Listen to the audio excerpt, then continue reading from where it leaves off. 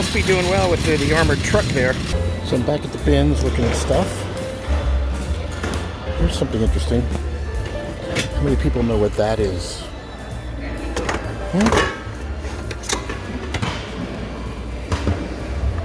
Leave a comment if you know. Well, I actually found an interesting piece of cast iron. It's a modern one, probably from Asia, but check this out. This is something you probably don't see every day. An oyster pan. That thing's really heavy, and at $1 a pound. Let's see what I'll get for that. Alright, so today's haul is the bins. I got just a few basic things. It must be doing well with the armored truck there. So this cast iron oyster pan probably weighs close to 14 pounds by itself. So at $1 a pound, that was like 15 bucks just for that. Some Bose outdoor speakers. I have no idea if they work, but they were pretty cheap. I think I paid $26 for just about everything, including tax. I got these little boxes I could use for organizing. So not bad.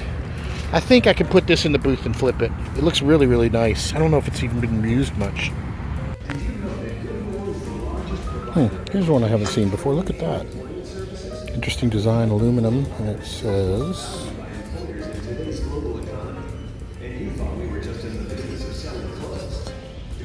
non-ferrous Mullins casting, St. Louis, Missouri.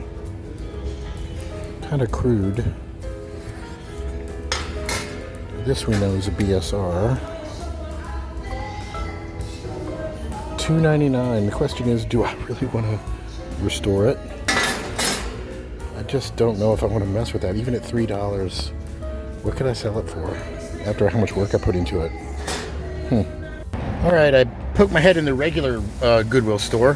Found a few more cookbooks, real cheap. They were half off. A neat little box, like a brand new waterproof storage box for $10. I'll use that. This is what is interesting. Check it out. It's a knife. It's basically a knife box, right? Of these Brie Win, which is probably just nothing special, right? But when you look inside, look at what they are. They're Wursthoffs. This is a very high-end German brand. This is not what belongs in the box, but these are nice. Probably $40, $50 knives. I'll look them up, but not what I expected in the box. So for $6, that's a good pickup there. So this is a piece that somebody brought in today for me to restore. This is a restoration piece. What we have here is a number 10 Birmingham Stove and Range Century Series. You can see there's maybe even some fire damage from it being cooked over a high heat. And obviously tons and tons of carbon buildup all around it, but it looks to be in pretty good shape otherwise. Look at the inside. This to me is a well-seasoned pan. Now if I own this, I don't really know if I would restore it. I don't care about the underside, but the inside is so beautiful. But all of that carbon buildup will absorb heat and not make it work as efficiently. But the owner wants this thing redone, so I'm going to completely strip it and re-season it, and we're going to see how it comes out. And I just want to make sure there's no cracks or anything. You never really know until you get the seasoning stripped off what's going on here. But we will see. Is it a mark? Hard to tell. Anyway, stay tuned and let's see how this thing comes out. The underside, you can see it's gonna take a lot of work. So we'll see what happens. Back in my usual thrift store, and check out this score. Look at this. A very big Wagner ware lid. No chips on it either. Quite interesting. I don't know exactly what it goes for. If it's a Dutch oven, it's a very big one. Alright, so here's another interesting pickup from my local thrift store. $25 for a Lenovo, but they thought it was just a monitor, but it's a complete computer. I love those kind of deals where they underestimate what the item is, and I fired it up and it's running Windows 10 on it, so it's a pretty hefty computer. Alright, so here's a look at the consignment restoration pan I'm working on, the number 10 BSR Century Series. You can see I've gotten most of the crud off of the back, but that beautiful seasoning on the inside is definitely harder to get off. So I am going to put this in the lye tank for a little while and see how it works. I just think the E-tank will just take way too long, and sometimes I can't get this stuff on the inside. So into the lye tank it'll go, and we'll see if that will help. Alright, so here I am at the Goodwill bins. Fun little place to just kick back and do a little bit of time. Let me show you what I've got. I did find some cast iron. These large little oval servers. I figure they're, what, 2 or 3 pounds, so I might be paying $2 or $3 a piece for them. I'll have to see.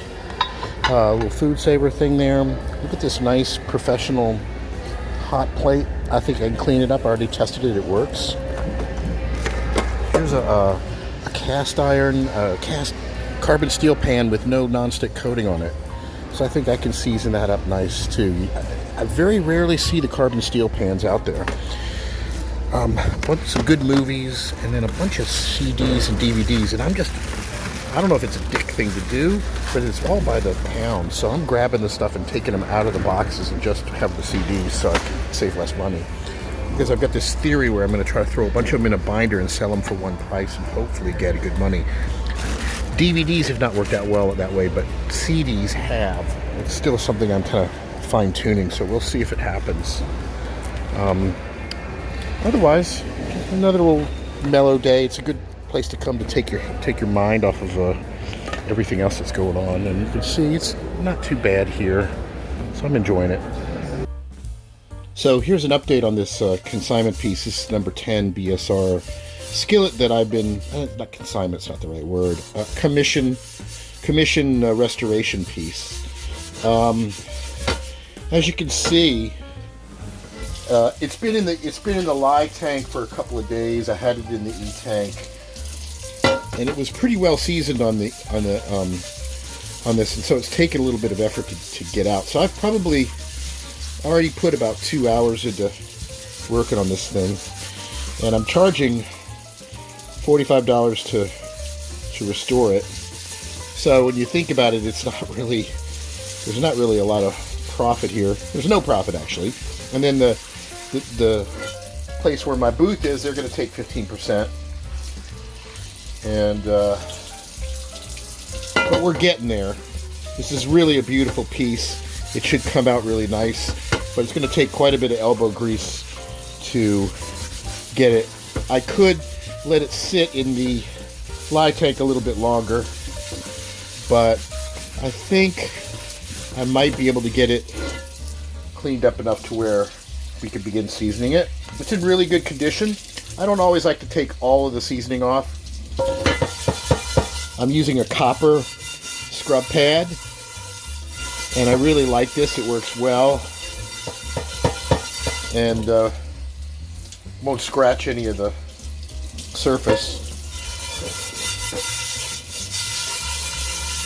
So we'll see how it comes out. And as I said, this is not a profitable venture, but I'm hoping that if I can get enough of you out there to subscribe, maybe I can augment that with a little bit of ad revenue. You never know, but that's kind of what I'm hoping. So please subscribe if you haven't. I want to thank everybody for tuning in and enjoying the video series and supporting me thus far by subscribing and clicking like and all of that. And if you want to catch me on TikTok, sometimes I have previews of what I'm working on that I haven't published lately. That's at TikTok/@WisdomStudio. And if you're on Facebook, look up the group Vintage Cast Iron Hunting, Restoration, Identification, and Sales. And until next time,